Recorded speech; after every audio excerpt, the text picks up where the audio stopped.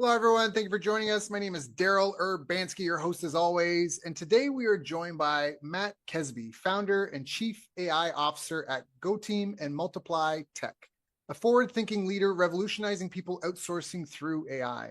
With over a decade of experience and a proven track record of triple-digit revenue growth, Matt has empowered more than 300 businesses by building dynamic, high-performing offshore teams across 7 countries. From his base in Cebu, Philippines, he champions innovative strategies, delivering 5 times faster results in operations, finance, sales, and marketing. I've asked Matt to join us here today to share his story and visionary insights on harnessing AI and technology to drive sustainable growth plus operational excellence for tomorrow's lasting success. So, Matt, thank you so much for joining us. How are you doing? Doing great, Daryl. In fact, outstanding. Thank you for asking. How are you? Yeah, I'm good. I'm excited. I'm looking forward to this. Obviously, AI is a hot topic, but before we get into that, how did you even get into business in this? Were you an entrepreneur? Were your parents entrepreneurs? Did you pick up the trophy, the torch, and carry it forward? Do you come from a long line of business leaders, or what? It's such a great question. Actually, grew up with my sister behind our parents' fish and chip shop in Brisbane, Australia. So fast food takeaway business. And it was really busy. This is like before the McDonald's days, right? So that was like the ultimate takeaway location. And so I grew up with this really strong work ethic of at 6 years of age, I'm in there in the shop working beside my sister. And it wasn't until we were teenagers that we learned about things like pocket money. And our parents suddenly went, yeah, that's right. We better pay you some money for all the work that you've been doing. I look back at it now and think, man, it's just the service-orientated nature of interacting with clients and just the work ethic of small business. It was a really wonderful foundation for everything that's come post. I think always destined to be master of my own destiny when it comes to business as a result of that growing up as a kid in small business. Yeah, I love that. So what were some of your earliest entrepreneurial ventures? I've got this photo in my mind of in year 12. And so I was sporting like most at a younger age and into Stillwater rowing. There's the head of the river, the big event. And so I got T-shirts screen printed for the event and was selling those to all the different kids at schools. And so I've got these pockets full of cash from selling on the head of the river day, completely not licensed to do it, completely not probably breaking all the rules on whatever.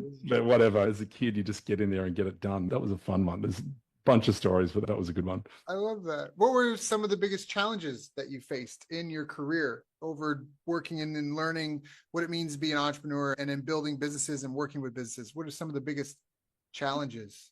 Yeah, I think sometimes in reflection, it's a challenge and a strength or a weakness and a strength is the naivety that we have as young entrepreneurs. What are you talking about? It hasn't left. It's this beautiful innocence and naivety of that anything's possible. I actually don't think you want to lose that either.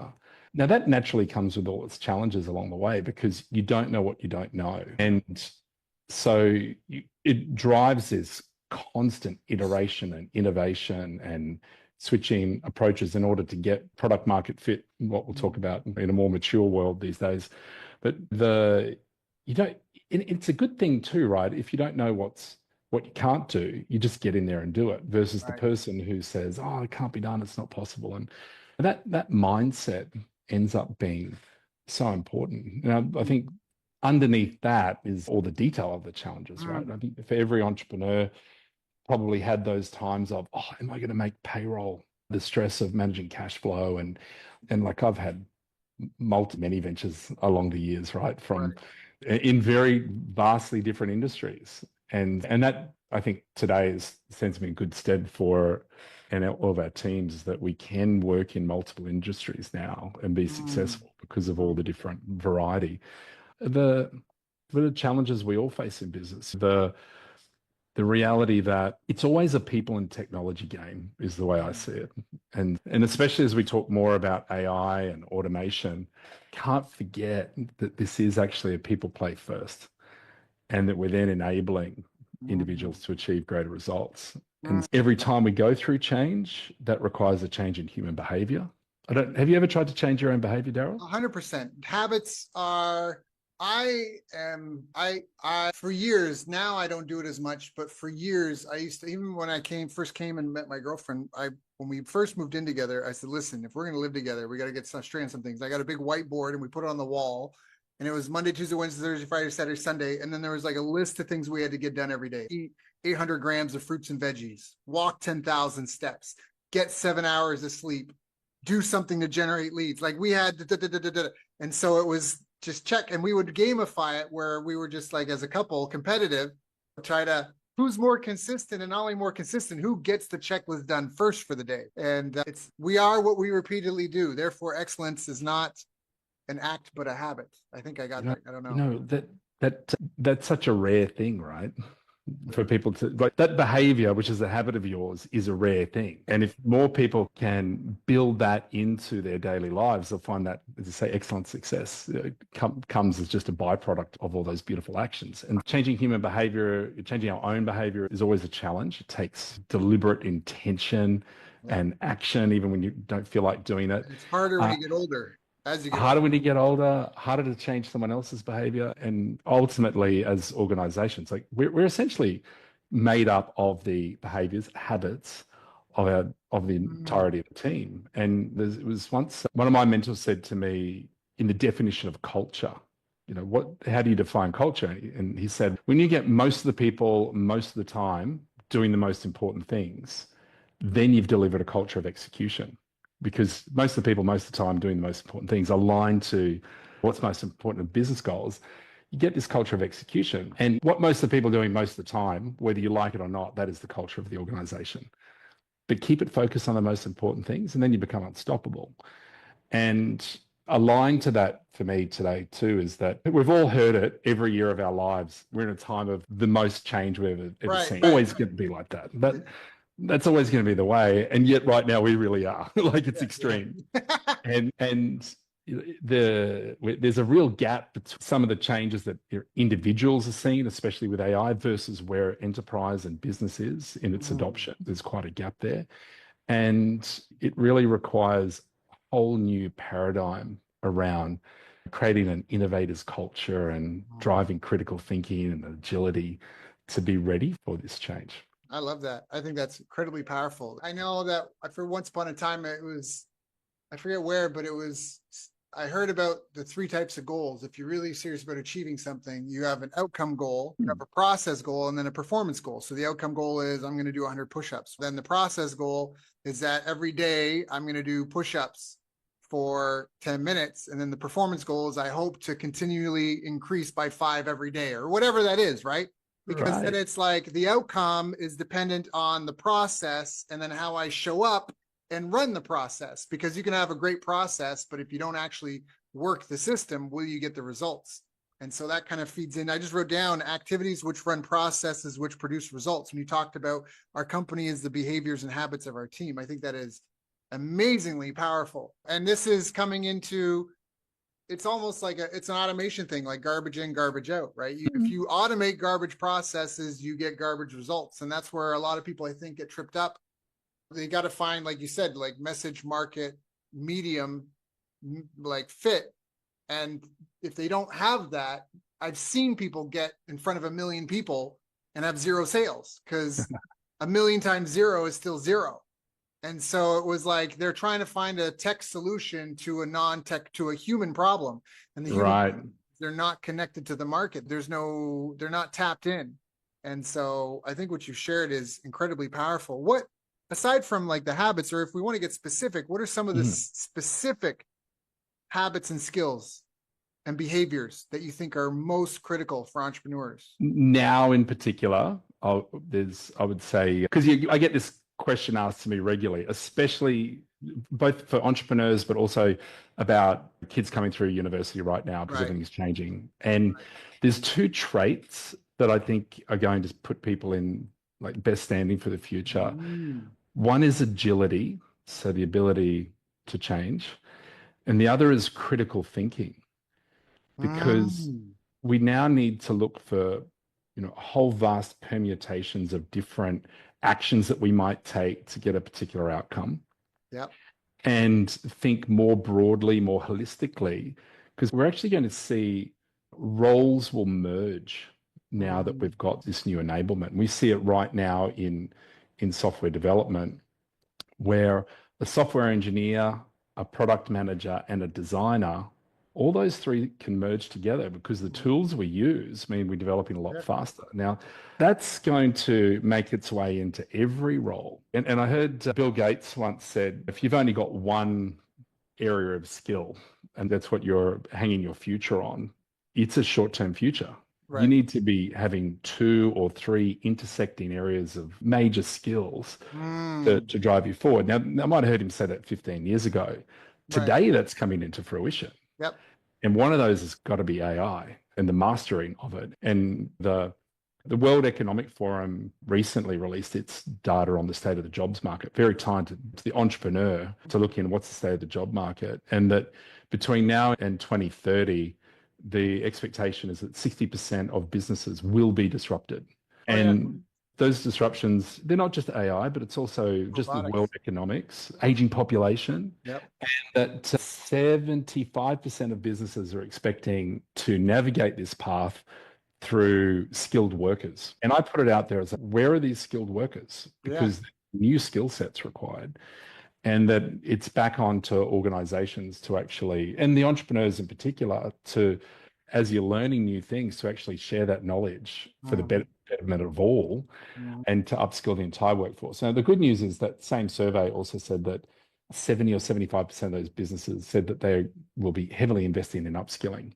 Right. I think that's another part for entrepreneurs right now is that we need to re-look at that, the way that we educate our team members and not just Mm. assume that everyone's got the answers. Right. And when, and depending on the size of your business, I still Yep. remember being a very small business. Now, today we've got 1,100, 1,200 employees. So different size scale to earlier days when it was like 5 and 10. And the larger we get, the more we need to delegate and we need to look more at frameworks and principles and systems in order to unleash the full potential out of everyone. Mm. And as in early days in leadership, it's just command and control, tell everyone what to do. And that's exhausting because you got to come up with all the answers. And Mm. now it's okay, how to create that culture. And we do a lot based on frameworks first, values and frameworks, to then look at strategy and then goals and then systems and Right. processes and procedures and steps. So I love that. Yeah, I think high agency is a really key Ooh. critical component because Yeah. low agency is going to be replaced by robots and AI. If it's a low agency skill, if it's a low agency task, and Yeah. it really puts pressure on people. It's almost liberating in a certain respect in terms of self-actualization. This blew my mind. This ties into AI, but I only learned this a year ago, that at the moment of conception, between a sperm and an egg, I don't know if we talked about this before that we did the interview, but when the sperm and the egg meet and they merge, there is a flash of light. They see this at fertility clinics around the world. When the sperm and the egg meet, there's light. Sometimes there's multiple flashes of light. And that means that each of us literally has a spark inside. Like you have a spark inside you. I literally started with a spark of light. That is amazing to me. And so many people we talk about like the zombie horde, and that half the people are non-NPCs, non-player characters. And so in some ways it's really liberating, because I think if you can ignite that spark inside of you, that is the fire. That is the fire inside. And a lot of people, it's dead because they've had, you should do this, you should do that, you have to this to survive. And so in some ways, once you get through the chaos, we may emerge on another side where now everyone's enabled to really become in tune with that inner spark. And hopefully it's not destructive. But I think that... Yeah. And so I love the analogy, right? So there's that spark of energy. And I was only chatting to my 9-year-old son yesterday about the fact that we're actually just this, we're generating electricity all the time, right? This is how our neurons fire off the electrons, and we're communicating within ourselves. So we're this source of energy that's constantly generating. And, you even beautifully tapped into there's often people get beaten down in their mindset. You should do this, you should do that. And that people feel like choices removed from them. And then it's really easy to fall below the line into like victim language, blame, excuse, denial, quit, versus staying which is a fear-based response. And this is really nicely tied to where we're at with AI and change at the moment. So fear-based response, blame, excuse, denial, quit, or the love-based response, which is proactive, taking responsibility, accountability, and ownership for thoughts, feelings, and actions. Yeah. Now, when we can help in our language as leaders, entrepreneurs, with our team members, to shift the communication to responsibility, accountability, and ownership. And it's a big deal, right? It's not easy to do for us to communicate this way on a regular basis. Then we shift into also being mentors, not just coaches, but mentors to our team members to unleash their potential. Now, that's to light the spark inside of the other, but it's very difficult to light that spark or fire in someone else if it's not lit in you first. Yes, 100%. 100%. And so it's that's sometimes I think, and let's call it out as an entrepreneur, it's hard. Sometimes it's lonely if you don't have a network of others that understand the challenges that you go through. So it's on to us to constantly play at a higher level to lift that energy to inspire others. Because if your flame's not lit, you're not going to light someone else's. It's going to be... And sometimes you can't even light it for other people. There's a quote, I'm spiritual, not religious, but there's a quote, don't expect others to understand your grind when God didn't give them your vision. And that speaks to it as well. Like, how am I supposed to light your spark? Because it's your spark. It's not my spark. And so how do I know? And so I always said, for when it comes to teams, one of the best, somebody asked me, how do you motivate your employees? And I said, I have to figure out, this is the language I actually use. I said, I have to figure out what their spark is and then align their role in my company with their spark. Otherwise, it's just all for show. Oh, we're back. We're back. Yeah. So sorry, I said that. Yeah, I don't know if you heard that, but the employee motivation, it's about helping align a role in a company to that individual's spark. That's the best sort of motivation. If you can build a bridge for them to their spark, their envisioned future for themselves, and align it with what they're doing for you and with your company. Yeah, you might have churn because they outgrew a role and you didn't have a path for them to grow. Hopefully you do, but that's okay. They'll speak highly of it. They'll hand it over. It's way better. I remember I've had a lot of gurus call me in to patch things up, but they sneak me and my team in the back door. And there's one guy, if I said his name, a lot of people would know it. And he asked me to help with a CRM system they use that my team and I are really proficient in. And I could just tell it was like if you'd walked in someone's apartment, you could see someone's ripped the TV out of the wall 2-3 times and someone's kicked over the fridge. And what I realized is that people were sabotaging stuff on the way out because he was just a dick to work with. He was just a total jerk. I couldn't believe it. I offered him a 30-day, we'll go in and repair whatever we need to fix the leaking ship, so to speak. And then I didn't promise any ongoing engagement. After that 30 days, I was done. I'm like, sorry, man, I got other stuff to do. I can't wait around. And I knew what exactly the problem was. You constantly had people leaving that way.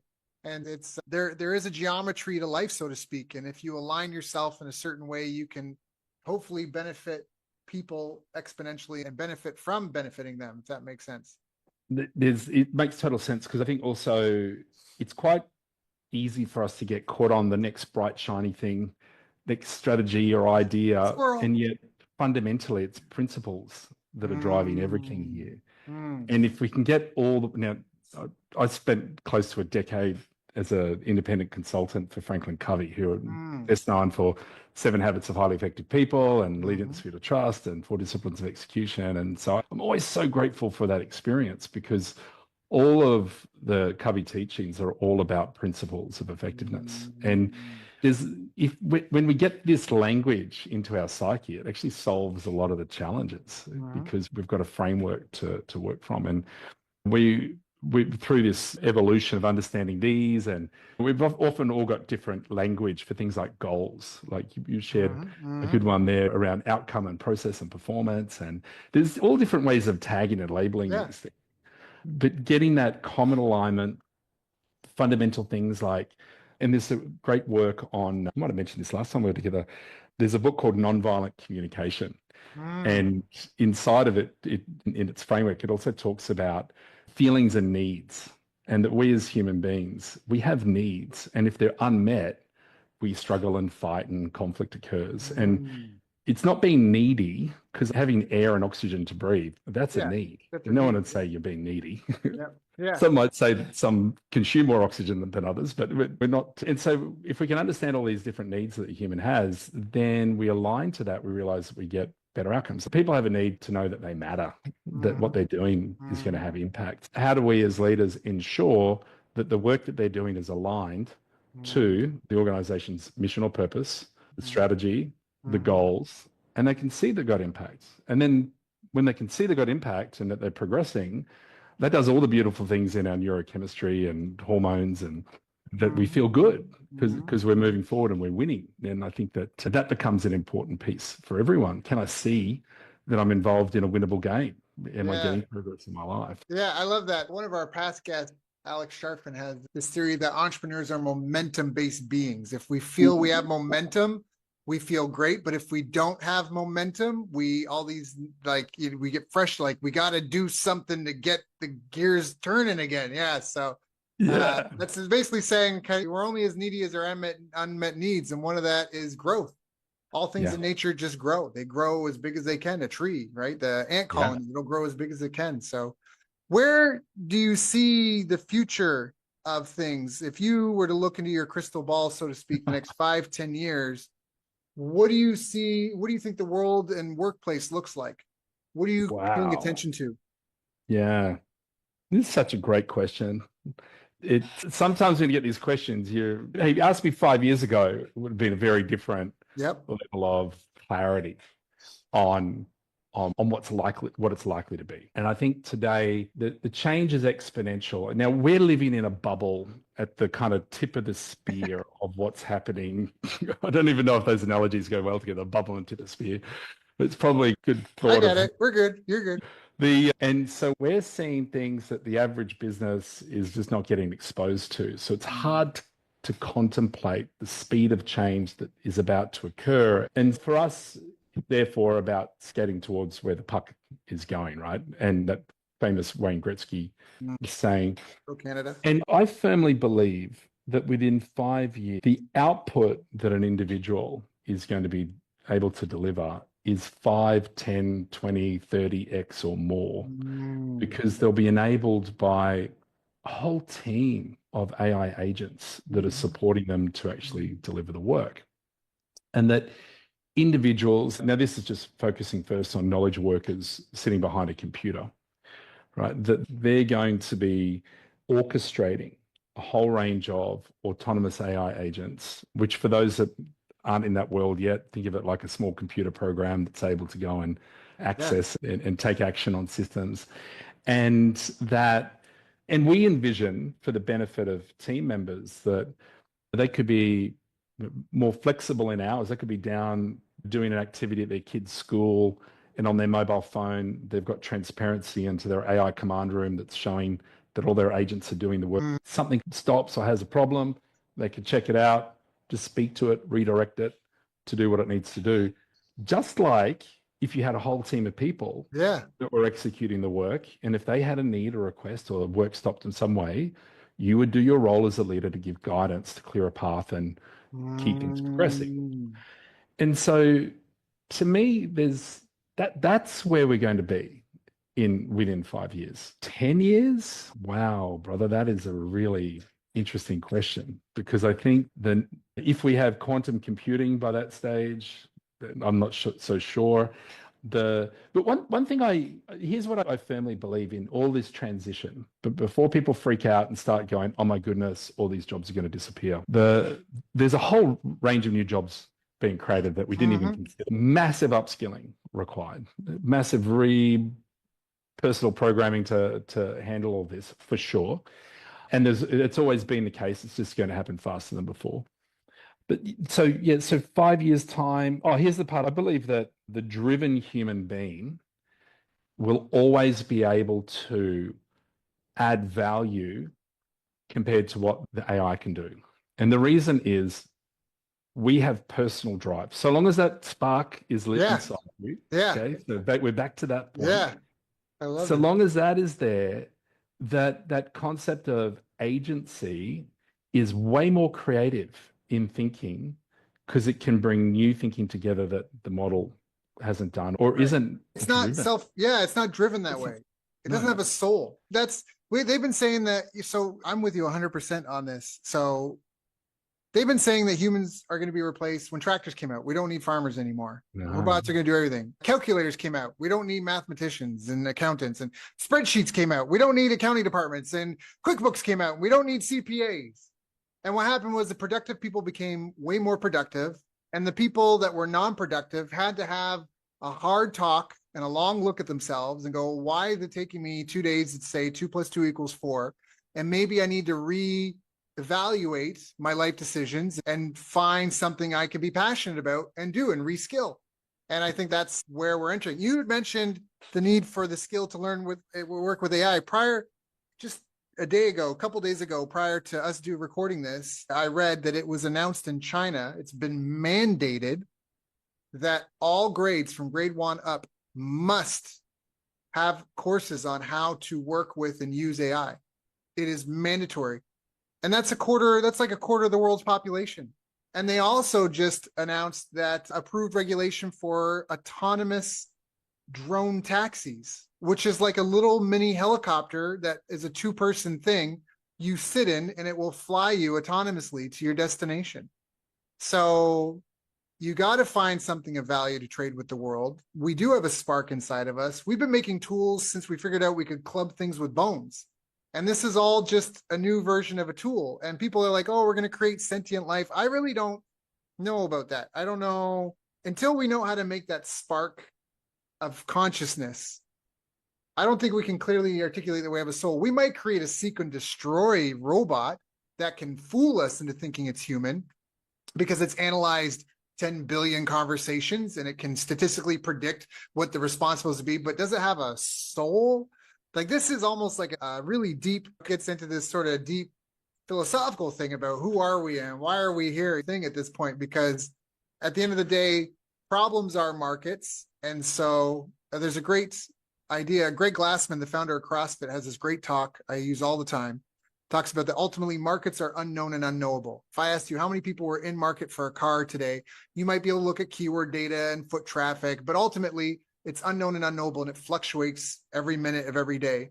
But everybody can acknowledge excellence and recognize excellence. And so if you focus on solving a problem in the most excellent manner, that can be a North Star that guides you through. And so this is where now we see this happening geopolitically around the world. We've got archaic power structures and banking systems that are in some ways being given a run for their money, maybe we'll call it that way, because it would create a seek and destroy entity using these kinds of tools versus focusing on excellence. And that's the power of free markets, is because a free market, me, the end user of a product or service, I vote with my dollars the best option in my vicinity that I have access to, and let the spoils go to the best, or whatever that I bastardized that saying, but let the winner take the spoils. But if you have monopolies that are propped up because of crony capitalism, and you got the cousin Kevin rubber stamp because cousin Kevin's he's on the autistic scale somewhere and he can't really do anything but stamp something. And so you got to pay $100 to get his rubber stamp so you can do the thing. Listen, to build a house in Vancouver right now, I think it's $1 million in fees. Government, you're not even breaking ground. You're not even buying materials for the building. If you want to build in Vancouver, it's something like $1 million worth of regulatory paperwork and fees, and just government in the middle collecting money because they have the biggest gun in order to build a house in Vancouver. And does that benefit the species at all? Or is that a parasitic entity that's latched on? And it's the innocent puppy dog syndrome. Listen, you have to let me do this, because if you don't, this innocent puppy might die. You need to pay me $1 million to make sure the innocent puppy doesn't get crushed by a tractor. Okay, but is the cure worse than the disease to a certain extent? And these are some of the questions we have to discuss. And the problem is we don't have even distribution of information. The major problem. And so you look back to like school and education, right? Yep. Like, as I said, what China's done, but if this distribution of information, if the education isn't happening at school level, yep, then we're not actually breeding critical thinking, agility, new efficiencies, better ways of doing things. We're developing this just do it the same way, rote learn, yeah, like that part. Now I'm very optimistic about kids coming out of school even if they haven't learned how to apply AI yet, that their speed of knowledge increase is Right. actually going to Oh yeah. improve. Like we've seen it with the key is the business adopting it, or the let's say universities or college Yep. or wherever, that you're going to get this just-in-time learning change Yes. occur rather than having to study everything, rote learn, remember it. Maybe adult learning, the forgetting curve tells us that 50% is lost within the first hour, 90% within a week. So it's just like our brains are not really set up I, I for. love that you said that. I've been saying that since I was 19. I hitchhiked across Canada 6 times, and I realized something because I would be hitchhiking and I get dropped off and I got to find my way to the youth hostel through this city. And if I looked at the map before I left, I'd forgotten it. But when I get dropped off and I'm lost and I'm hungry and I'm cold and I'm in Canada where you will die. Like I was in Winnipeg once and I was wearing I didn't have, my backpack was empty because I was wearing every article of clothing I brought and I was still shivering. And then I asked someone for directions. They're like, look, you walk, you take a right at that corner, you go 5 blocks down, you make a left, and then you go straight and you go around the roundabout and it's the second house on the left. I remembered every detail because it was just in time learning. I've never heard anyone else say that. And it created this theory for me that you have to do rote learning for things that are maybe someday useful, but when it is useful now, and that's part of the why having a huge library used to be such, now it's all online, but have a huge library because when I need something, I grab the book, I open it up, boom, I know where it is.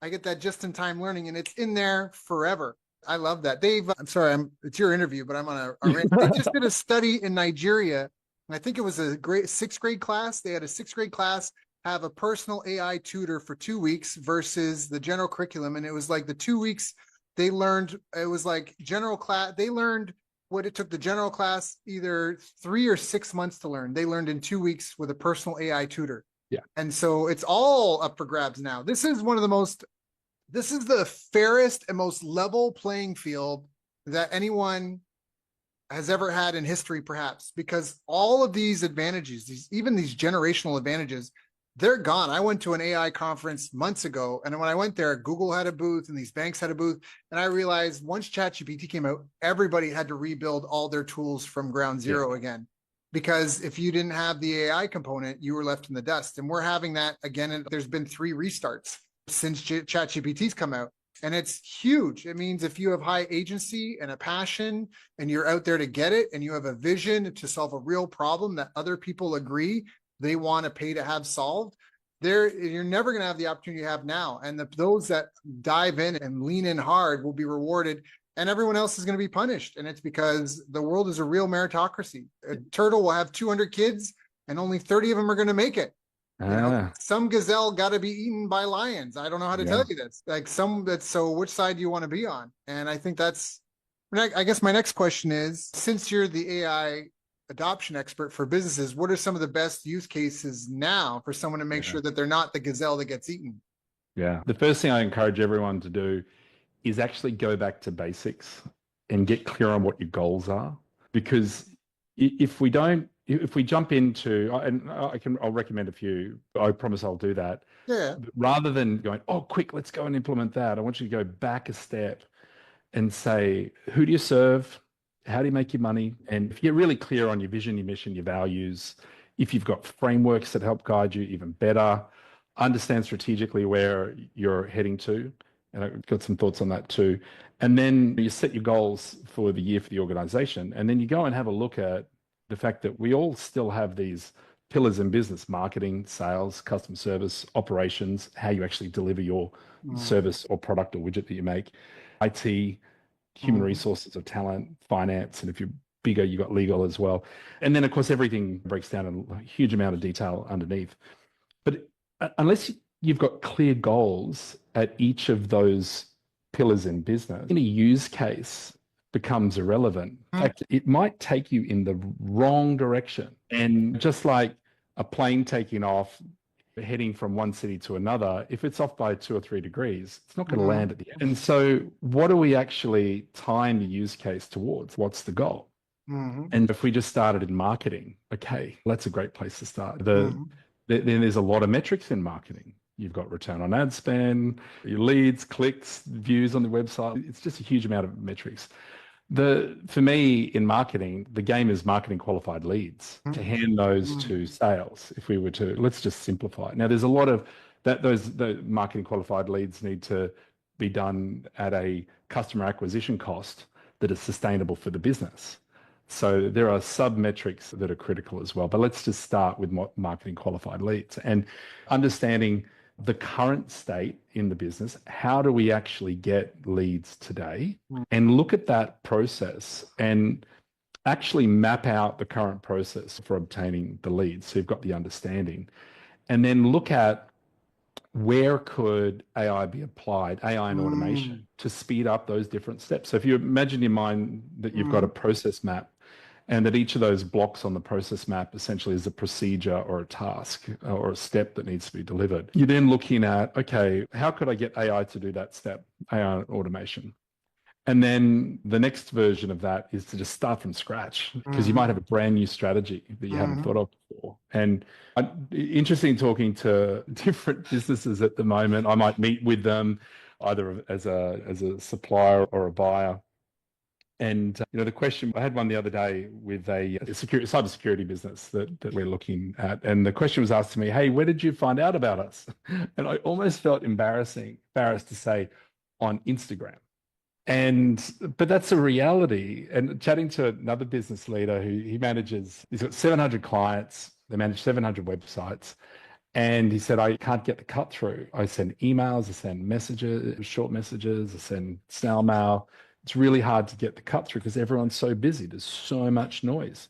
But he said, you know where they are, though? They're on Instagram at home watching their cat videos in the evening or whatever. It was pretty funny the way he said it. And I thought that's so true, right? People are using that for their, rightly or wrongly, their checkout, their recharge time. Yep.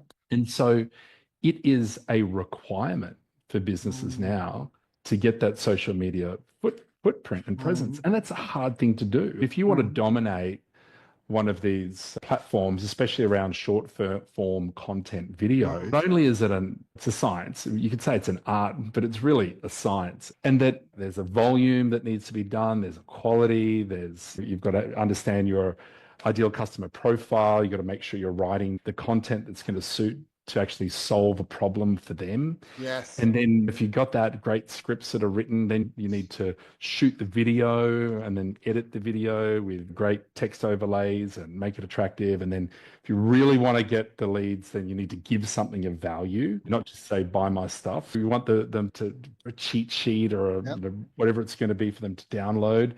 And then get that data into your CRM and have follow up. And so to do that process and do it well and publish every day or maybe multiple times per day, you're going to need it in the current thinking, but maybe I should say previous, but current focus, you're going to need a team of people to execute it. Yep. And if you're the talking head for the organization, you've got to carve out a fair bit of serious time to do the shoot and speak to any entrepreneur. And that just sounds completely overwhelming. Yep. To figure that out. Or we could look at this through a brand new paradigm. You still process map it out so you can see all the steps. And now the game can work like this. We use an AI agent to create the ideal customer profile that's grounded on the information of your products and services and website and maybe other publishing data that you've got. And then have an AI agent come up with, let's just start with 30 great hooks for messages to attract that ideal customer profile. Then an agent who's the world's best expert on short form copywriting or Instagram Reels or YouTube Shorts, whatever you want it to be, then writes those scripts, notifies you once they're written so you can read through and check and approve them, maybe tweak if you want to. And that when you're happy with those, then automatically hands over to another agent that then goes to a service like HeyGen and pushes those scripts through and actually has your personal AI avatar that looks like you, sounds like you, like that. This stuff is so incredibly good now. And that creates those videos for you.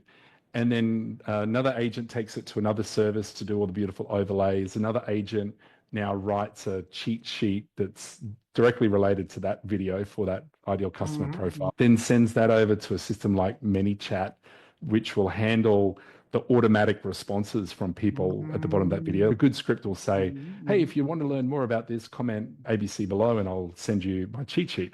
Now that cheat sheet content can be sent via an AI agent to Canva if you've got a template set up and actually create that for you. And then another agent can automatically set up your ManyChat campaign. This whole process can have AI agents and automation and then execute these on a day-by-day basis. And then you could have another agent with automation that then reviews the data and the performance, to come up with the strategy for how do we optimize. Right. And even one of those alone is that Instagram at the moment is rewarding. If you've got a really top piece of content, you can post the same piece of content again a day later, separately, and the algorithm will reward you because it performed well previously. And what do the platforms want? People addicted to attention. That to me is like one of the foundational use cases for lead generation for businesses. That there was no way of being able to compete in this space 6 months ago without AI agents and automation. That's powerful. That's super powerful. And a lot of this stuff is within people's reach because there's all sorts of automation tools. I actually built something like that using Airtable and make.com, which was Intergromat. This is when GPT first came out. One of the first things we did was create a table that did the push-pull and that sort of stuff. And then Google wasn't happy with AI SEO content. And now they're happy again. And then if those things were blowing the dust off it going, okay, we need to retool, fix this thing. So we're starting to build a lot of AI tools in-house now, but it's just crazy what's possible. And it comes back to, it's just a complete level playing field. And you don't have to be a programmer. You don't have to be a developer. You just need to know the use case and just go get the tool. Somebody else has probably put a shingle out there with the tool. And in a lot of cases, you have to think about what would it cost for a staff member to do this, right? It's the ROI on the output. It's the cost per whatever, right? Cost per. And robots, they don't take breaks. They don't take holidays. They don't get sick. They don't have babies. They don't have conflicts with people. And so by using this, at some point, you're still going to need human-to-human interaction, but at least the human interaction will be higher quality because some of that sniffing out process, the grunt work of some of it, the less fun part of it can be highly automated. Yeah, you just look at the challenge of, if we stick on this use case as an example, because generating leads is important for every business, right? The lifeblood, you can just get your revenue, everything's profit and there, everything's easier. If previously you had a team that were doing this and Monday they need to come up with a creative, and even if they use ChatGPT to help them come up with their ideas and so forth, if that person's away that's sick, all of a sudden this doesn't continue on. We've got to relook at this in a different way for continuity and consistency. And I like your point there earlier that you don't have to be a developer anymore to do this type of setup. So we build a whole range of AI products, and we've got a no-code AI agent platform that we've built specifically to prep people up to be able to create these agents and run the automation for the future. And when we started building like 12 months ago, the challenge was the world of AI agents was the home of developers. No one else could do it if you didn't have the skills. Now, today, you don't need that. And what you benefit from is having the strategic thinking about what you want to execute. And even that's tricky, right, in this new zone. So we build a range of templates and make it easier for people. But even that then is just inspiration to how you further personalize it for your own business. And this is one of these new skills area. And I think there's, as much as people might be worried about gloom and doom, I take heart that Adam Smith wrote about this. I like bringing this up in the book Wealth of Nations about the specialization of work and how important that is. And he talked about how if you just had a team, I think it was like 2 to 4 people making pins, just a simple pin to like thread clothing, that they might make 10 in a day or 40 in a day if they were really good. But a team of 10 can do 4,000 to 10,000 per day. And it's because of the specialization of work. And because everybody has a specialized role, they optimize and they become hyper efficient and they build mechanization tools to optimize that one thing. And so even now, like there's ChatGPT, but you talked about ManyChat as a tool. And there's 100 use cases, but the AI is not, it's too generic. It has to be specialized to that use case, to that niche, to that industry, to that purpose. And there's a whole lot of opportunity there for people, I think. And this goes to where businesses will end up needing a foundational AI product that can then take the action on all of these other products and their data. Like there's definitely a need to get the data layer clean in a business. It's not easy to do. But then a foundational product, which is essentially the AI agents that are then interacting with your data and your customers and other SaaS services. And look, I lean into this concept because that's what we build, right, to benefit businesses. But that is and there'll be more models, there'll be more specific tools with different use cases.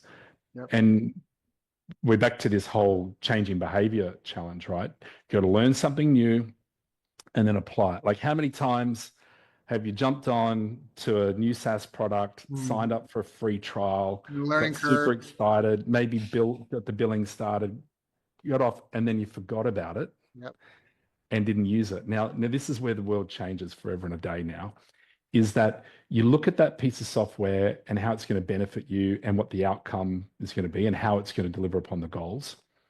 And then rather than having the human go and run everything in it, set up an AI agent to then execute against that so you can get consistency and deliverability. That's where we move to next. Yep. That is powerful. Matt, this has been such a great call. I have a page of notes. People may want to listen to this more than once, make sure they got all the goods out of it. I do want to be respectful of your time, and I know you've got a ton of direct reports, a ton of clients, a ton of projects going on. So before we run out of time, if people want to learn more, you've got some tools and stuff. Where do people get engaged to find out more? Super. So they can go to multiply.tech. So we spell multiply with an AI on the end, right? So you can see it on my shirt, and we'll put it, if we can add a link in the show notes. That's but the one thing MULTIPLAI. That's right. Yeah, .tech. But if in the show notes, if we can also leave a link for everyone, I'm really passionate about people learning how to apply AI at work. And our new Multiply Tech Academy is a place where we'd love listeners to be able to go along, and for their team members as well to access their foundational learning. We're constantly updating this. And we'll give some special access for free there. So we'll make sure that's in the show notes. And because it's always changing, there's so much information on the internet, sometimes it's confusing of where to get started. And we've got a very clear framework to make this easier to understand. It's currently being adopted in universities, colleges, even at the school level in the Philippines, where we've got a mission to train 100,000 Filipinos in AI and automation right now. But it's also making its way into US-based colleges and unis at the moment too. It's good foundational info. Would encourage everyone to consume it and untangle the overwhelm that many might be feeling with AI. I love that. So go check out multiply.tech, MULTIPLAI.tech, TECH. That's MULTIPLAI.TECH, multiply.tech. Matt, this has been very inspirational, very empowering. Is there anything I haven't asked you about that I should have asked you about? You and I could probably talk for 5 hours. That's always a risk. Look, I think I'll end on this thought because it's something that's always helped me. It's that if you want to go fast, go alone. If you want to go far, go together. We say if you want to go fast if you want to go far and fast, go team and multiply tech. That's our little. The idea that you have to do everything yourself in this space is going to not bear the fruit that you desire. It's even for us, right? We've got 55 developers. We're doing things with AI that before some of the things that, believe it or not, OpenAI and Google were doing, right? Because we can move faster. And we have high-end, like MIT super nerds that are consultants to us as well, right? So no one ever does this on their own. Everyone's got to come together and do the cross learnings. And yeah, there's a lot that we give away for free in that Multiply Academy because we want, from an SME perspective, to just make this simpler and be less overwhelming. So check that out. I've got a new book coming out shortly, which is actually called Untangling the AI Overwhelm. Look forward to perhaps get some of the listeners to get that into their reading category. It's going to really simplify it. It's got a big believer in frameworks. So you've got structure, and then you can have all your novelty within the framework. But it makes it really simple for businesses to review how to actually get started, where it makes sense, and review their businesses for the future. Keep innovating, keep iterating, because our business models for all of us are going to look very different in 5 and definitely in 10 years' 10 time. years. Yeah. Yeah. You might even be setting up a shop on Mars. Who knows? Matt, thank you so much for your time. Like I said, knowing you have your own clients, your own direct reports, your own priorities to take care of. Thank you for coming and sharing with my audience tonight. For those, again, go check out multiply.tech. You can look up Matt Kesby, Mattkesby. Give him a shout out, send him some love. And just thank you so much. Appreciate you. And we'll have you back on as an update once we're a little bit further into this AI future we're headed towards. Looking forward to it. Thanks, Daryl. Thanks, everyone.